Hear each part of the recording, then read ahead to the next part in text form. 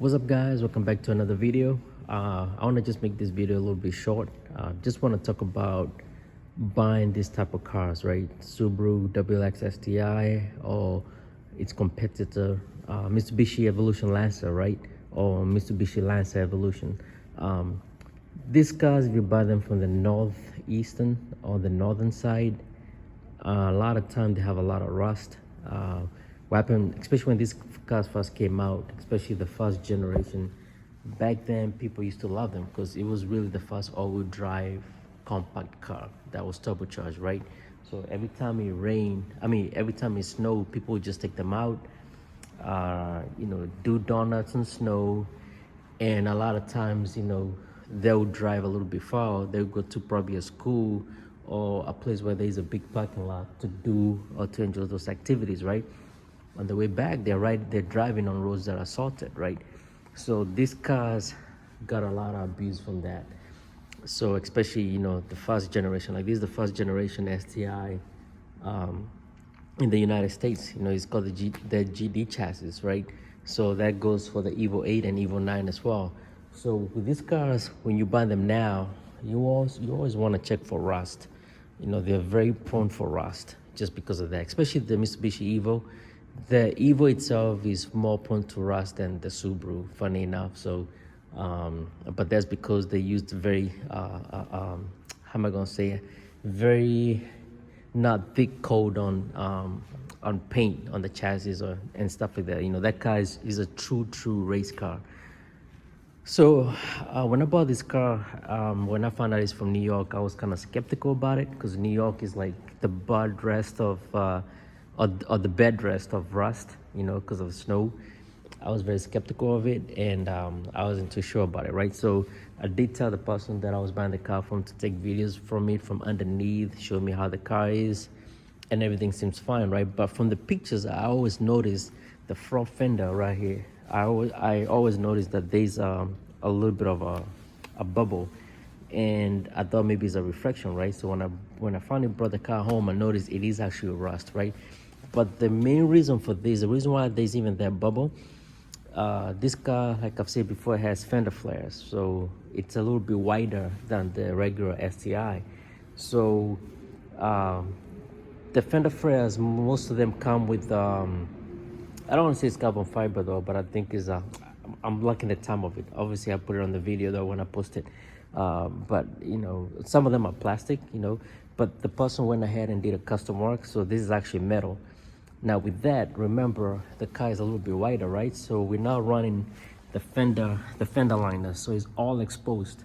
So any dirt that's going out here though, it's actually going towards the inside of that, right? So that's why this car is not a daily for me. It's a car that I only drive maybe on weekends. I definitely always check the weather forecast though. If it's raining, I'm not driving it, right? So that's why I'm at with it. So, but this is something that I'll definitely fix. But besides this, I've really tried to look for rust in any other place and I haven't seen it. And that means also underneath the pinch welds, right? Which is right up down here. You guys may not be able to see it, but the pinch welds are good. They're not rusted. So what I'm trying to say is, if you're trying to look for these type of cars, if you're buying or if you're looking into buy one of these cars, always look for rust, because somebody may sell it with a nice engine and all that stuff. It may sound good, but if your car is rusted, you might call it useless, right? Unless you have a lot of money that you have in your pockets and you can do a full restoration. Full restoration is, stripping the car 100%, take everything off, and sandblast it, and then fix all those places that are rusted. So I just looked at this car again today just to verify. I haven't seen any other rust at all though, and I'm very grateful for it, being that this car was actually first sold in Colorado. So the first owner used to live in Colorado, then the second owner was a New Yorker. So and I'm here in Maryland. Now the good thing about Maryland so far, it hasn't been that bad as far as the weather though. So we haven't really been getting any of that type of snow. So either way, I'm not going to drive it in the snow. And even since my car is parked outside, unfortunately, I'll try to put a cover on it. That way the dust of the salt does not get on it at all. So yeah, just always look for those stuff. And yeah, you guys should be good. As far as the wheels, I think I like the wheels, but it's not really my taste.